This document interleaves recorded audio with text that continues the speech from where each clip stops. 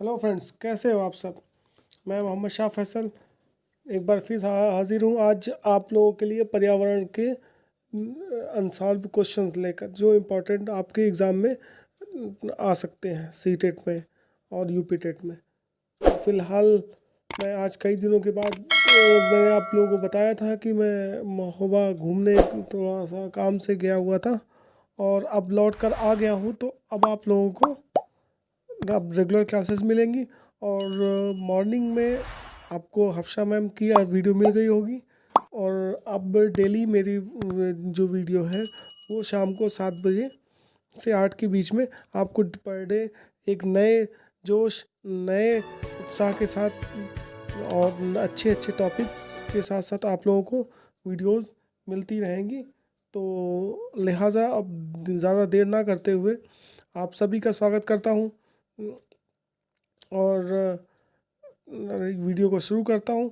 तो आज का पहला सवाल है, पर्यावरण अध्ययन में प्राथमिक स्तर पर पर्यावरण शिक्षण का उद्देश्य नहीं है।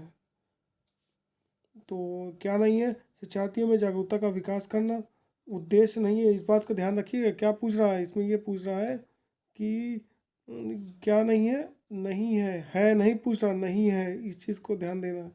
ठीक है। तो शिक्षार्थियों में जागरूकता का विकास करना, पर्यावरणीय प्रदूषण की समस्याओं को दूर करने हेतु शिक्षार्थियों का सक्रिय भागीदारी देना। दूसरा होगा पर्यावरणीय प्रदूषण की समस्याओं को दूर करने हेतु शिक्षार्थियों का सक्रिय भागीदारी। तीसरा होगा शिक्षार्थियों को जंगली जानवरों की जानकारी से अनभिज्ञ रखना, जिससे उनका भय मुक्त शिक्षण हो सके। पर्यावरणीय समस्याओं को समझने के बाद उनके निराकरण हेतु कौशल में कुशलता प्राप्त करना। तो आपका कौन सा सही हो जाएगा? आपका तीसरा सही हो जाएगा। शिक्षार्थियों को जंगली जानवरों की जानकारी से अभिज्ञ रखना और उनके भयमुक्त शिक्षा, जिससे उनका भयमुक्त शिक्षण हो सके।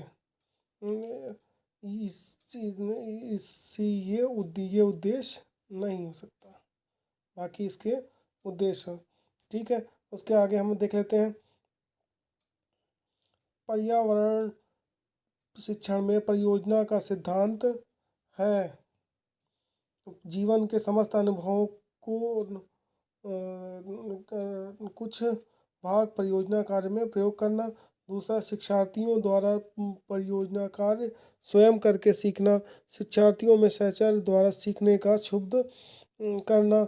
शिक्षार्थियों द्वारा साथियों का सहयोग प्राप्त करना। तो इसमें आपका कौन सा सही हो जाएगा? दूसरा, क्योंकि जब वो स्वयं करेगा तभी उसको सीखेगा। ठीक है ना।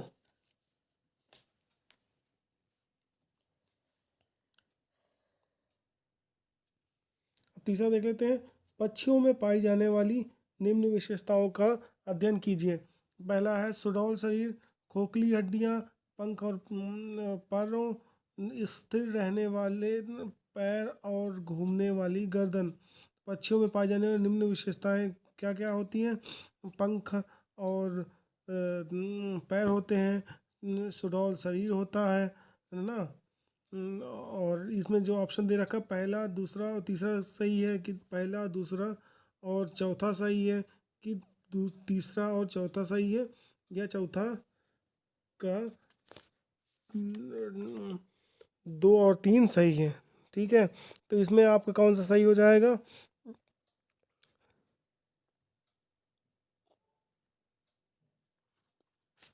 पहला सही हो जाएगा, क्योंकि सुडौल शरीर होती है, खोखली हड्डियां होती हैं, पंख और पर होते हैं। ठीक है।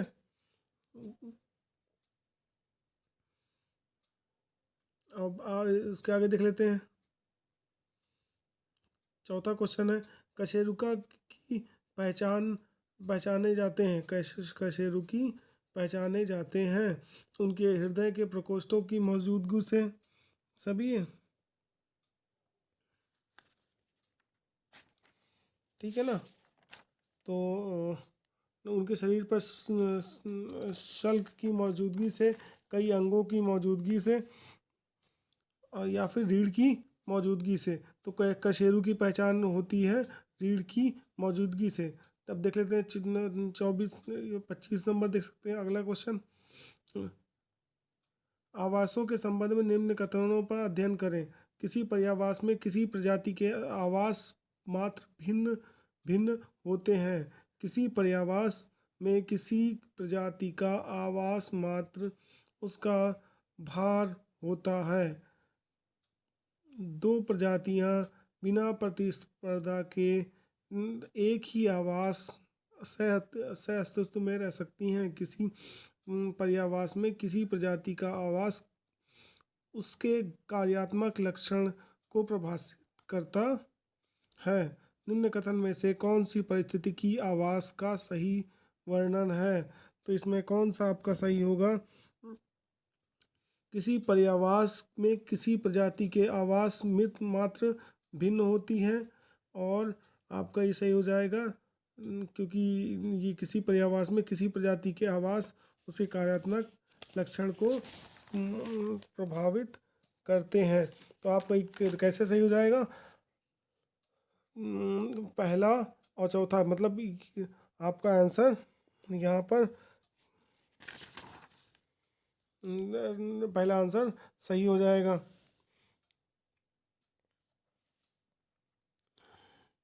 क्योंकि किसी प्रजाति का आवास पर्यावास में उसकी कार्यात्मक विशिष्टता को परिभाषित करता है। कोई भी दो प्रजातियां एक ही आवास में बिना प्रतिस्पर्धा के नहीं रह सकती। एक पर्यावास किसी प्रजाति के लिए केवल एक पता भर होता है, जहां एक आवास उस प्रजाति के अधिकृत क्षेत्र में की गई क्रियाओं को परिभाषित करता है। तो इसलिए ये इसका आंसर हो जाएगा 1 से चौथा तक। ठीक है, अब आगे देख लेते हैं जल्दी जल्दी।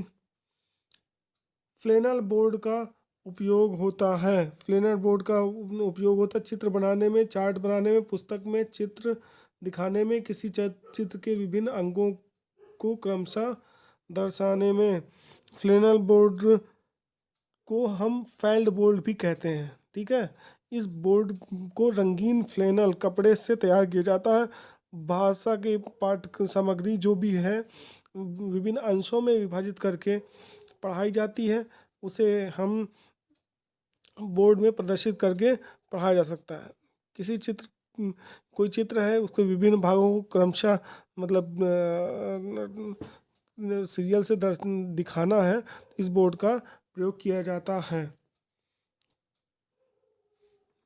तो कि ये कौन सा आंसर सही हो गया आपका?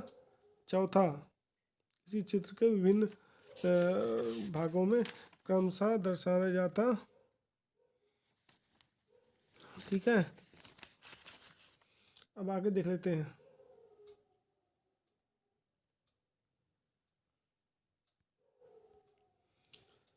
विज्ञान अध्यापक द्वारा कक्षा में अधिगम सामग्री का उपयोग करते समय जिस महत्वपूर्ण बातों को ध्यान में रखना चाहिए वह है, पहला सुंदर सामग्री एवं रोचक सामग्री हो। दूसरा है सामग्री वास्तविक वस्तु से मिलती जुलती हो। तीसरा है सामाजिक सामग्री को थोड़े समय के लिए दिखाया जाए सामग्री चित्रण विस्तारक यंत्र की सहायता से दिखाया जाए। तो क्वेश्चन क्या है आपका? विज्ञान अध्यापक द्वारा कक्षा में अधिगम सामग्री का उपयोग करते समय जिस महत्वपूर्ण बातों को ध्यान में रखा जाए वह है। तो आपका आंसर हो जाएगा वह सामग्री वास्तविक वस्तु से मिलती जुलती हो, क्योंकि जो भी चीज़ें आप बच्चों को सिखाएंगे तो उसका जब वास्तविक जीवन से कोई चीज़ कनेक्ट होगी या रियल लाइफ से, तो वो आप बच्चों के दिमाग में जल्दी सीखने में आ जाएगी। ठीक है, क्योंकि ये यहाँ हम पर्यावरण अध्ययन कर रहे हैं और जो सीटेट लेवल के हिसाब से, पेडागोजी के हिसाब से। ठीक है, तो हमें ऐसे इसी लेवल पे सोचना पड़ेगा। नेक्स्ट क्वेश्चन देख लेते हैं। निम्नलिखित में से आशुचित्र उपकरण है क्या है? आशुचित्र उपकरण क्या है? सूखा तेल है कि दूसरी प्लास्टिक की फनल है, स्क्रिप्ट लैंप है, या अभिवर्धन हैंड हैंडलेस है। ठीक है, तो ये क्या चीज़ है होती है, आप लोग सोचिए। ये स्प्रिट लैंप है, निम्नलिखित आशुचित्र को उपकरण है। ये स्प्रिट लैंप होता है, तो आपका आंसर हो गया तीसरा सही हो गया। तो स्प्रिट लैंप जिसको हम अल्कोहल बर्नर भी कहते हैं।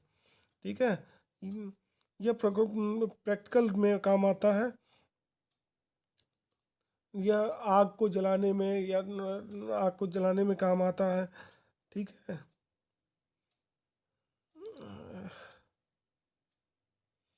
ठीक है, इसीलिए इसको आशुचित्र उपकरण कहते हैं। अगला क्वेश्चन देख लेते हैं। जीवों का संग्रह करके उन्हें परिरक्षित करने के लिए रखा जाता है। किसमें? या पानी में, तारपीन तेल में, क्लोरोफॉर्म में, या फिर फार्मलिन में। तो बताइए चार में से आपका कौन सा आंसर सही होगा?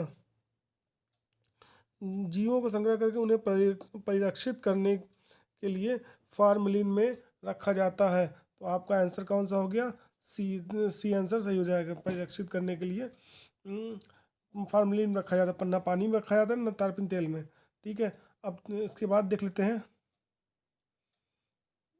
ठीक है, एपिडोस्कोप का उपयोग किया जाता है आवाज़ रिकॉर्ड करने में, स्लाइड दिखाने में, फिल्म दिखाने में, पुस्तक में छपा चित्र दिखाने में। तो तो अब यहाँ पे आप पर्यावरण की शिक्षा देने के वक्त एपिडोस्कोप का उपयोग बच्चों को जो पुस्तक में चित्र उत्र वगैरह छपे होते हैं उसको दिखाने में के काम आता है। ठीक है, तो ये आपका चौथा सही हो जाएगा। ठीक है, अब अगला क्वेश्चन देख लेते हैं। एक आदमी को यात्रा करने और नए नए स्थानों पर जाना पसंद है। निम्नलिखित स्थानों में से कौन सा स्थान पर वह जा सकता है जब वह औरंगाबाद से पूर्व की दिशा में यात्रा कर रहा हो? ठीक है, यात्रा कर रहा हो तो सिकंदराबाद का किला जा सकता है, या चिल्का झील, या येरकोड, या फिर मुन्नार। तो आपका आंसर क्या सही होगा बताइए? औरंगाबाद महाराष्ट्र का एक शहर होता है ना। औरंगाबाद से पूर्व की ओर ये क्या नाम है, चिल्का झील पड़ती है। तो आपका आंसर आपका ये यही सही पड़ेगा।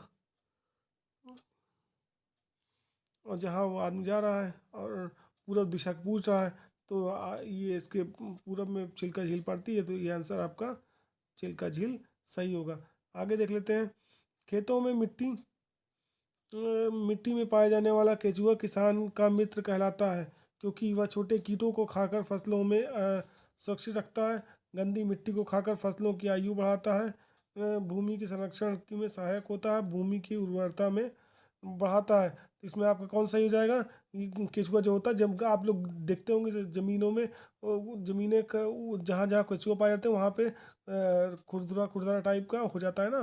तो वही है ये, वो गंदी मिट्टी को खाकर फसलों की जो आयु होती है, एज होती है, उस पर आती है और ज़मीन वहाँ की उपजाऊ होती है। इसलिए इसको किसानों का मित्र कहा गया है केचुआ। ये मोस्ट इम्पॉर्टेंट क्वेश्चन है, ये आने के चांसेस हैं। ठीक है, आगे देख लेते हैं। दोपहर के भोजन अवकाश के बाद पर्यावरण अध्ययन पढ़ाते समय आप यह पाते हैं कि बच्चे पाठ में रुचि नहीं ले रहे, तो आप क्या करेंगे? बच्चों को बाहर मैदान में खेलने ले जाएंगे, बच्चों से कहेंगे कि डेस्क पर सिर रख के आराम करें, ये होगा, या फिर पाठ को रोचक बनाने के लिए बहुआयामी बुद्धि पर आधारित दृश्य श्रव्य सामग्रियों का प्रयोग करेंगे, या प्रकरण को तुरंत बदल देंगे। तो यहाँ पर आपका आंसर क्या हो जाएगा बताइए? तो आपका यहाँ आंसर ये हो जाएगा सही, क्योंकि जब भी आप पर्यावरण की शिक्षा करेंगे तो मैदान में खेलने के लिए कहेंगे तो ये भी गलत है। बच्चों को उससे कहेंगे कि डेस्क पर रख के आराम से करो, भाई पढ़ने आए हैं उनको आराम करने के लिए कहेंगे नहीं आप। तो आपका आंसर हो जाएगा ये तीसरा एकदम ये राइट आंसर हो जाएगा। ठीक है,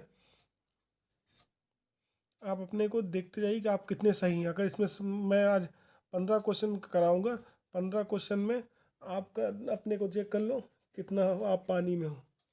ठीक है, अगर 15 में 12-13 सही है तो मानिए कि आपको पर्यावरण कुछ सही है। ठीक है, सीटेट के लायक है। और ये एक विद्यालय ने राजस्थान के लिए कक्षा 5 के बच्चों के शैक्षिक भ्रमण की योजना बनाई। भ्रमण के दौरान बच्चों से आपकी क्या अपेक्षाएं रहेंगी? यदि उनके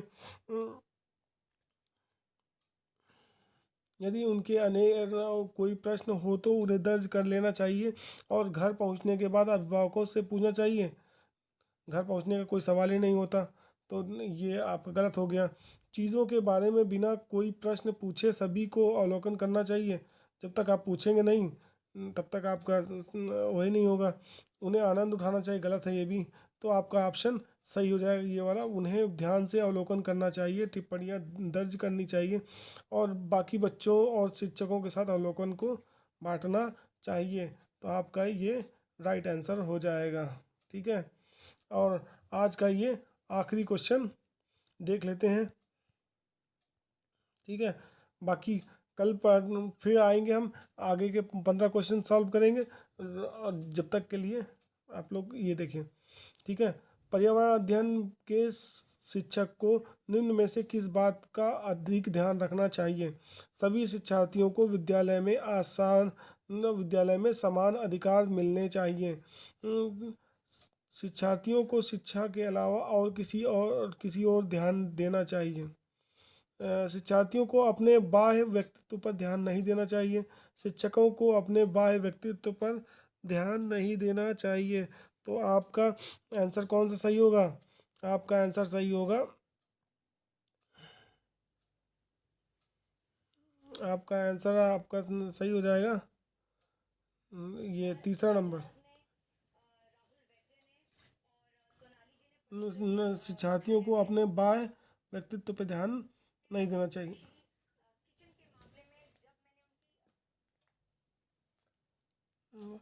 ठीक है, तो आपका ये आज का ये 15 क्वेश्चन पर्यावरण के हमने सॉल्व किए हैं। कल हम आपको हिंदी के कह दीजिए या फिर आप हमें कमेंट में बताइए।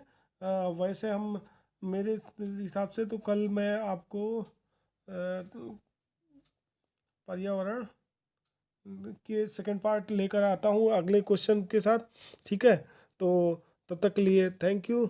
मिलते हैं अगले वीडियो में। धन्यवाद।